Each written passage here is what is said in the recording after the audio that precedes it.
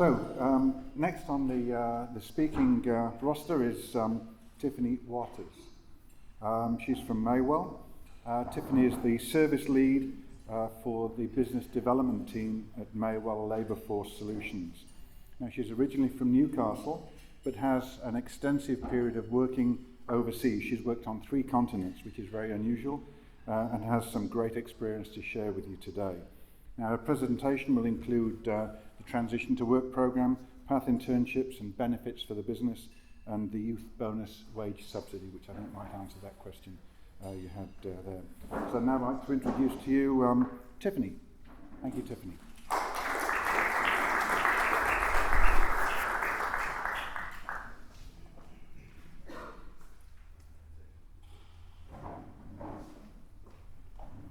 Thanks, Andrew, and thanks for having me today, guys, and for that comprehensive overview. Paul, I can attest to a lot of the data that was shared with you in Paul's presentation, and we'll probably touch on a few of those things throughout my presentation. As Andrew mentioned, I have over 2 decades experience working in international business, contract management, client relationship management, business management. So I have been fortunate to work a lot of those years overseas. I've been back in Australia for 10 years. I am a local girl. I actually started my career way too many years ago in Curry at Companion Credit Union and Travel, and worked at the East Maitland branch as well. I did a finance traineeship and was a travel graduate back then too. So I'm really pleased to be in the role that I'm in at the moment, doing the important work, working with the local businesses in the Maitland, Cessnock and Dungog areas, because for Mai-Wel, my team in business development does cross all of those offices where we have locations. I have Ali from my team here along today as well, which I know a lot of you do know, but for me today, I really wanted to touch on, not that button, obviously.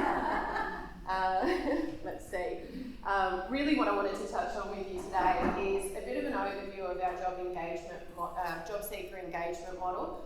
What we do as kind of like a silent partner for you and your HR teams to try and help you find those right candidates and give people a start in your business to support your business, and how we qualify them. So sort of that next step as Paul was touching on as well.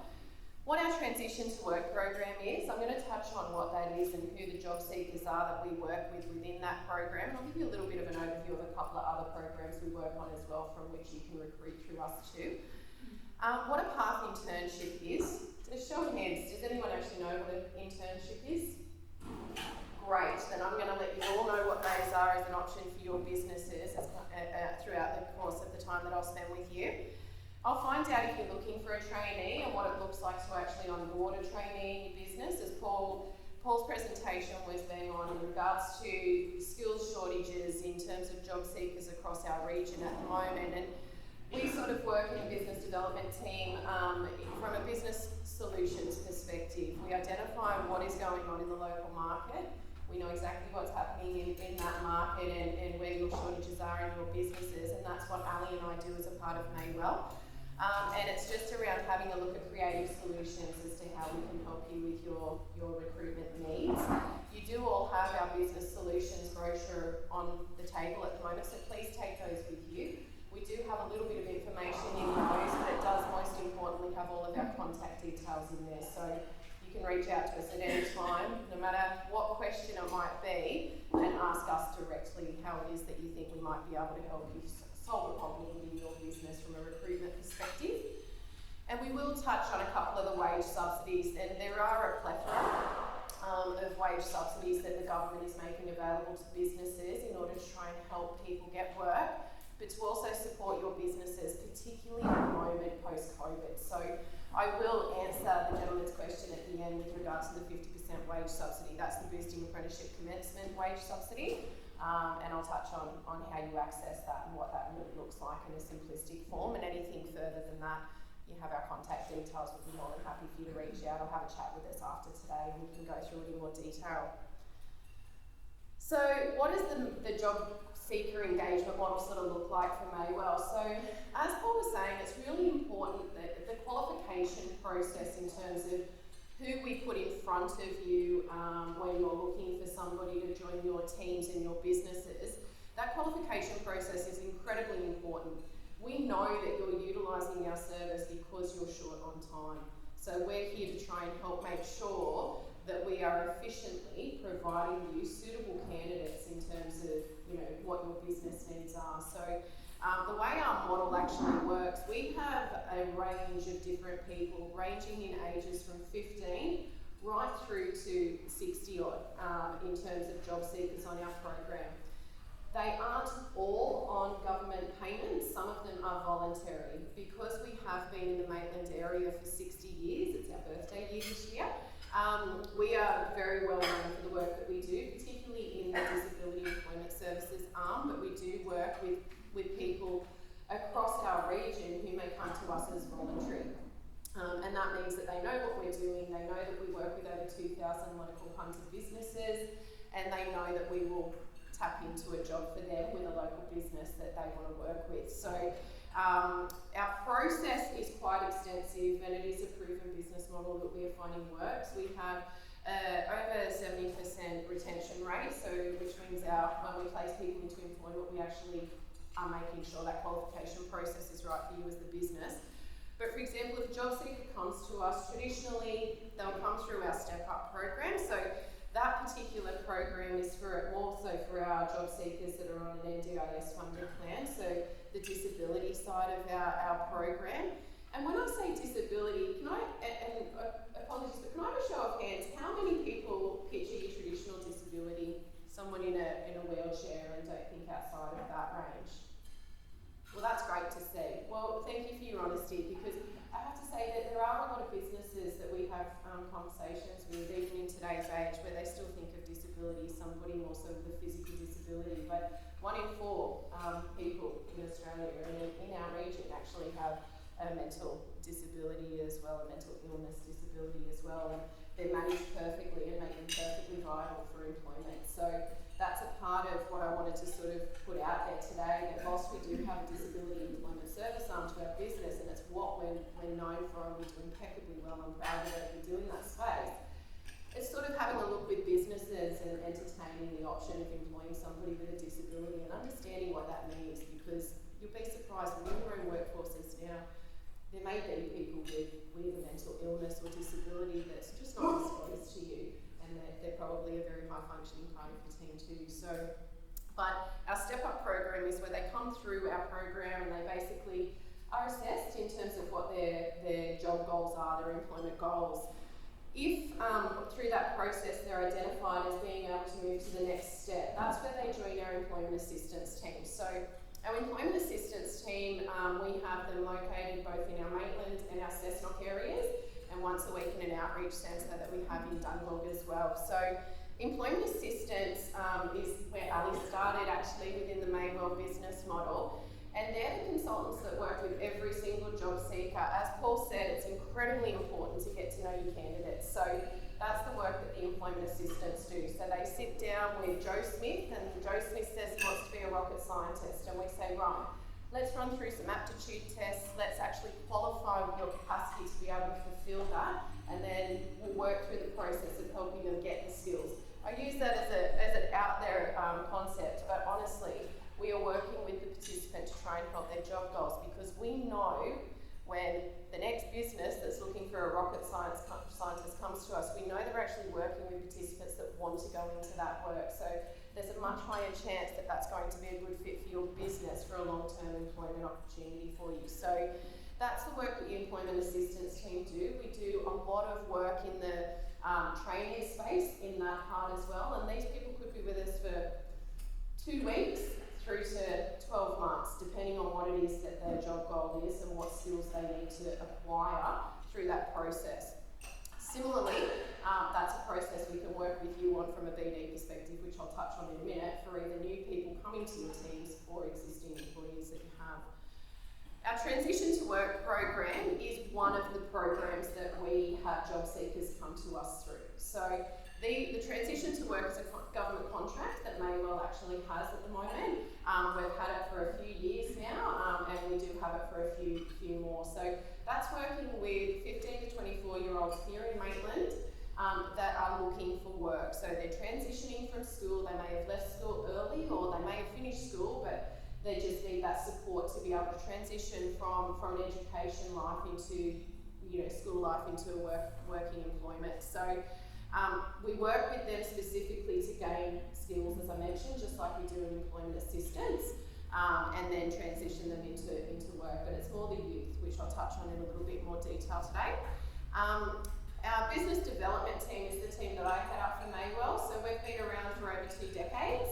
And we have a team of business development representatives such as Ali, who's here with me today, whose focus is to work with you, the businesses. So whilst employment assistance and our transition to work and the step up are very job seeker centric, our business development team are business centric. So we're the team that have the relationships with most of you in this room, and we're aligned to your industry. So our background before we joined the business development team is where we focus. So when we're working with businesses, for example, at an executive level, at a management level, that international business model type level, then that's my background.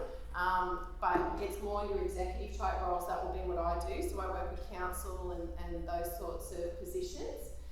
Whereas Ali's background is an attribute to our hospitality industries in the area, retail. Ali has qualifications across a number of different areas where her skill set aligns with a few of your businesses. And then we have different BDRs within the team because of their background in terms of which businesses in the area they would work with. But we're the ones that do, as Paul was saying, we're the ones that will work with you as the business and actually identify what it is that you want. So we will work through that process and identify exactly what it is that you need. Are you open to thinking about creative ideas in terms of how to fill that recruitment need for you? Because, there are traditional ways to fill positions within your teams, and then there's ways that we know that we can maybe help you from a business solutions focused perspective, where we might be able to help you get a higher attribute of candidate and tap into some government funding to be able to afford to do that. So that's where we come into the team. And then the process ends with doesn't end, but is maintained through our post-placement support team. So these are people with various skill sets, so social workers, depending on what it is, but they're the people that work with you as the business once that employment commences. So we give you Joe Smith, the rocket scientist, to work within your business for a role that you've identified, yep, he's perfect for. You hire him. Ali and I and our team will do a transition phase with you once they're actually in that employment for a couple of weeks, make sure everything's ticking along exactly as you told us you needed it to. And then once that person is actually on their own 2 feet, we'll hand over to our post-placement support team, and they will be the one point of contact for you that will come and call on you every day, every week, once a month, whatever it is you say you would like, in terms of making sure that that employment is sustainable and the job seeker is doing exactly what you need and you've got the support that you need. So that's basically our model in terms of how we work with our businesses in the area and our job seekers to try and align you guys. Specifically, the Transition to Work program. So, as I mentioned at the start, it's for our job seekers in the Maitland area and the Cessnock area who are specifically aged 15 to 24 years old. So it's targeted at the early school leavers and young people who have experienced difficulty transitioning, as I said, from education into employment. So we become that mentor for them to help them on that journey. And let's be honest, we all need it. Believe it or not, I used to be quite shy. I went for 33 interviews when I was trying to enter my career. Came first in my course, so I was very educated. But that interview and trying to sell myself in a job, believe it or not, back then was not something I was very good at. So we become that mentor for these people to try and help connect you guys and give them the support they need into employment. So they don't need to be receiving income support to participate in this service. So not everybody on our Transition to Work program or our DES program for that matter has necessarily come to us because they're on Centrelink payments. Some of them have come to us just purely because of the skills that we provide and the service we provide. So it helps the young people understand and develop the skills, attitudes and behaviours that employers will expect in the workplace. So, written communication, for example, your abbreviations and things that might be fine to text or put on Facebook, that's not acceptable. So we coach them through all of that process before they ever are introduced to your businesses and help guide them on that path. So it's effectively developing their practical skills to get a job, connecting them with education and training, as I touched on earlier. So if they say they want to go into a business administration type role, then we identify what side of business are you interested in. Is it accounting? Is it working in a retail business administrative role? What does that look like? And we make sure that we align them to the right education to help them get the skills they need to align to your businesses. We do work a lot with work experience for this program as well. So if any of your businesses, for example, really love the idea of giving back to some of the people on this program, and I know a number of you do because we work with you there, so thank you, then it's an opportunity through this program as well where we can say, like Paul, is there any chance that you'd be able to take Mary Smith? She just wants to get a little bit of a confidence up in terms of answering phones, having a look at what processes look like in back-end office admin. And Paul might say, sure, no problem. Let's have a look at what that looks like, and we might trial it for 4 weeks. So we can do those with your business as well. So you don't necessarily have to have a vacancy if you're open to that for this program as well. And we connect with the relevant local community services. So with this particular program, if there's anything sort of like, we look at the person, the job seeker in their entirety, and we sort of look, right, what support do they need? Is there additional support in terms of help getting their licence? How's their housing situation? That sort of thing. That all of these things have an impact on their viability for sustainable employment. So that's an overview of the Transition to Work program very succinctly. But I hope that helps you to understand who the people are that we're working with that are looking for work, that are part of this program with Mai-Wel. So what's a path internship? So this is kind of like it's kind of like a trial for you guys. So it's not work experience. For a path internship to be valid, there actually has to be a vacancy in your company. So you say to me, you need a receptionist to be working Monday to Friday between 9 and 5. You need them to be able to do these certain skills. We'll go off and do the recruitment in the back end. So we go through the same processes that Paul's already touched on for you to qualify the participants before we would ever put them forward to you. So, and that's what Ali and I do as a part of the process. But say we find Mary Smith comes to us and we think she's a great fit for you. We present her with a couple of other resumes that we think might be worth your consideration as well. And you say, yeah, actually, I quite like these candidates. Let's try Mary. I'm not 100% sure though. So you can set up a path internship. The path internship is, you don't pay anything to the candidate for that. So, and it is for the young people in our particular area. So they need to be aged in that 15 to 24 age bracket, so a part of our Transition to Work program. And then they can start with you for a maximum of 25 hours a week. They can come into your business and work in the role that you're looking to recruit for, and you can trial them. The government pays you $1,000 for hosting the intern. The government pays the job seeker, the intern, an extra $200 in their government payments, their Centrelink payments, because they are in employment effectively trying to look to get off their payments. And the government covers your insurances. So it's a great way for you to trial somebody, a young person in your business, to try and see whether or not they do have the right attitude, the skills, and trainability for them to step into ongoing employment in your business. The main focus, I suppose, for Mai-Wel, just to clarify, that differentiates us a little bit from Recruit Personnel and others, is that we are always at Mai-Wel looking for ongoing sustainable employment. So we tend not to do short-term contracts, labour hire. In saying that though, because we are business solutions focused, we have created some creative opportunities for some businesses in our area over the years. But predominantly, we are looking for those ongoing employment opportunities. And so the internship option needs to be that you have a job to actually fill at the end of it, and you are truly looking to actually trial this person to fill that role at the end of it. But it's a great opportunity for you to consider. So if you're looking for trainees, so within the local area, as Paul sort of touched on with those stats that he shared with you, there is a skills shortage across a number of areas, and post-COVID, what we found, obviously, with all of the funding that the government had put out there was there was a massive opportunity for people to cross into different industries. I am no different. I was a part of the travel and tourism redundancy plan, just like Cameron was, that has led me on a different path and is why I'm here today.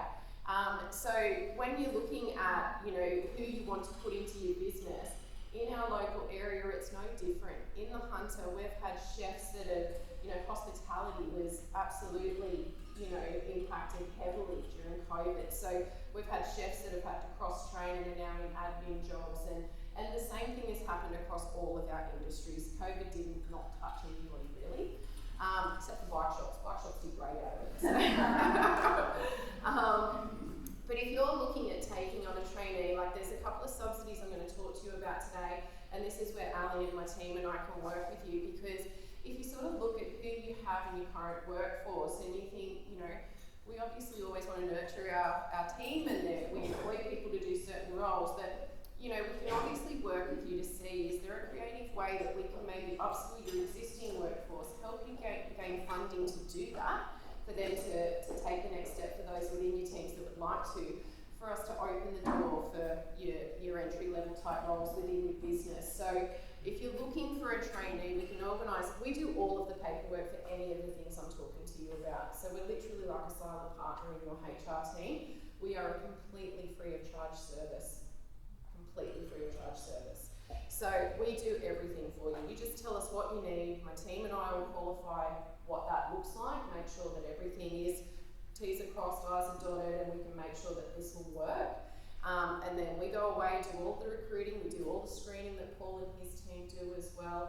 We usually present no more than 3 candidates to you through our qualification process. You let us know if you want to do face-to-face interviews, whatever that looks like.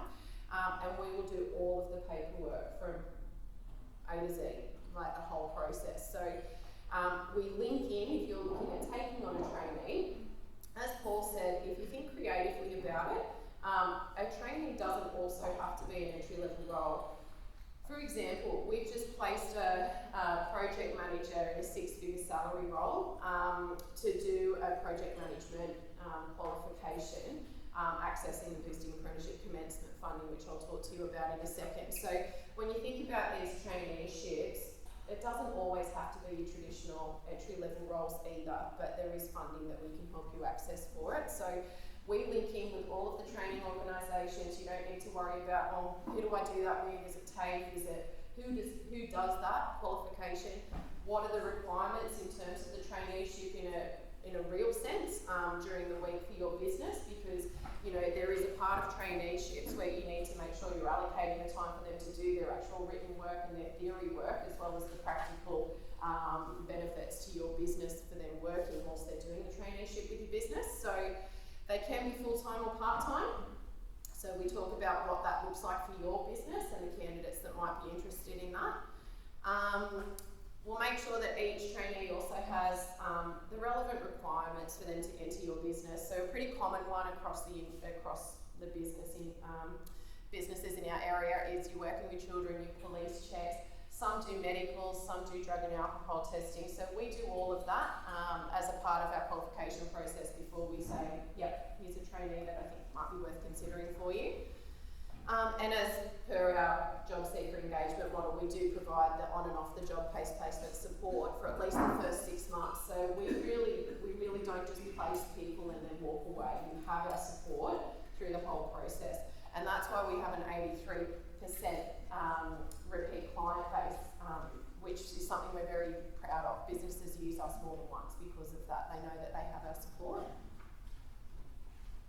So as I mentioned, there's a plethora of different funding options to try and help support businesses either upskill their current employee base or to bring new employees into their businesses. So talking from a youth perspective, this is one of them. So the Youth Bonus Wage Subsidy, it's a financial incentive. It is up to $10,000 inclusive of GST to help you support eligible job seekers. So any of the 15 to 24-year-olds on our Transition to Work program, this is a funding subsidy that might be available to you to employ one of those. So how can you, the employer, be eligible to access that? So as I said, you have to employ a job seeker that's on a on a permanent basis for a minimum number of 20 hours per week. So if you're only looking for somebody for a day or so a week, then this wouldn't be an option that would be available to you. But if you're looking at a minimum of 20 hours per week, then you may be eligible to access this.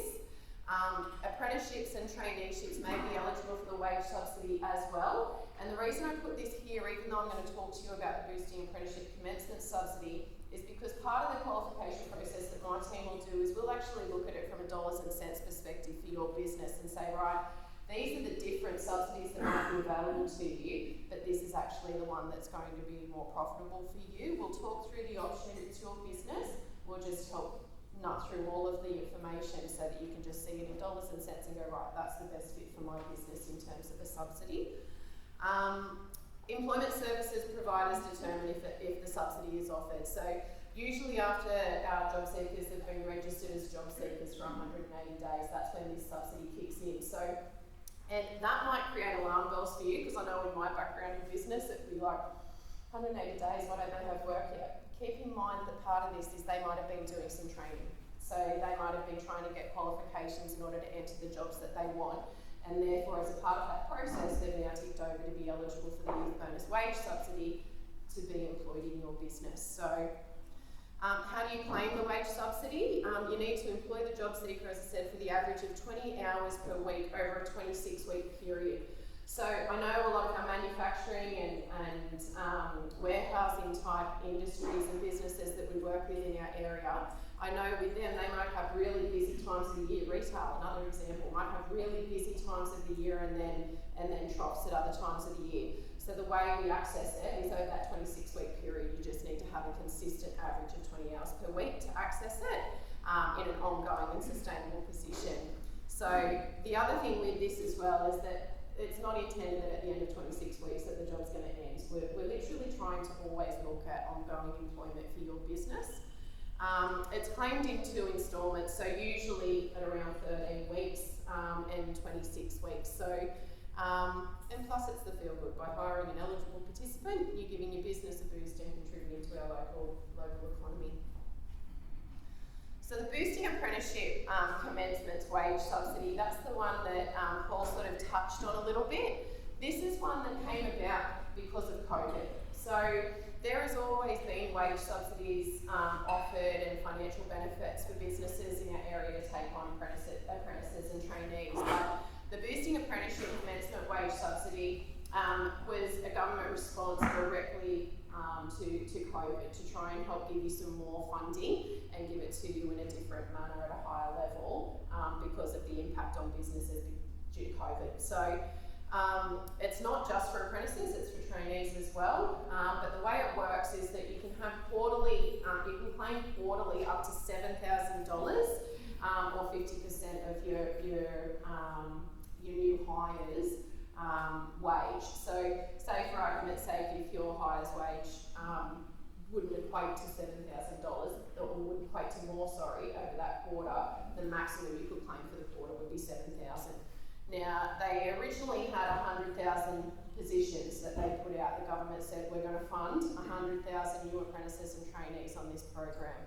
They were filled so quickly. The government, the business response across Australia tapped into that very quickly. So it did almost cut off and they extended it. So it has now been extended through to 2023, but you do need to employ a new apprentice or a new trainee between now and 31st of March next year. And you need to ensure your apprentice or trainee is undergoing a certificate to qualification or higher that is signed off and authorised through the local state training authority. Don't worry about any of that. If you want an apprentice and you want a trainee, you just talk to us and we'll help you make sure that we get all that sorted for you. But we can liaise with the state training authority, set it all up for you, as I said. But effectively for your business, you're getting a recruitment solution for your business. And obviously the government's helping you to fund it just because of the response after COVID. So I've put a note in here about the additional eligibility requirements with regards to your existing staff, because one of the big companies nationally, Macca's, nearly ruined it for all of us. Initially when this program came out, there was no cap on how many existing employees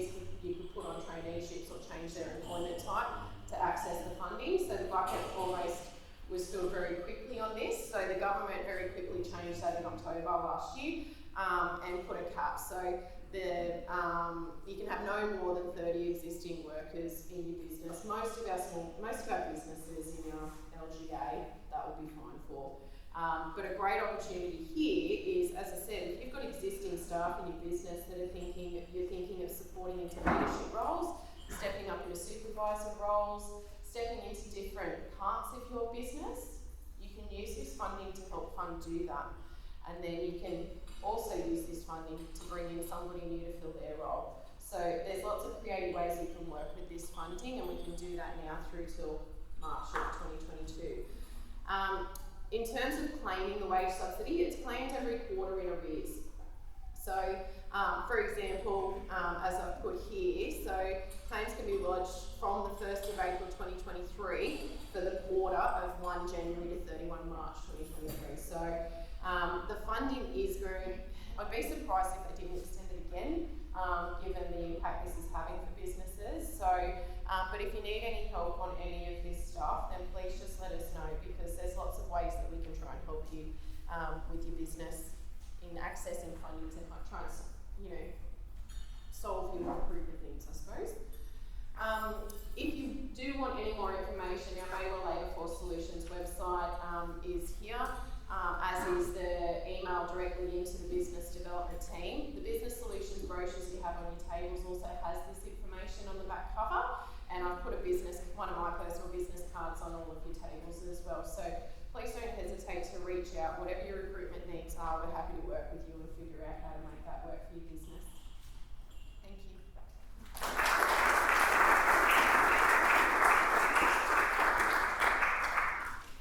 Hang around, please, Tiffany, because I'm sure there are lots of questions that are going to be asked. But I've got to say, I thought that was very informative and very comprehensive. So, are there any questions from the floor that we can put to Tiffany while we've got her?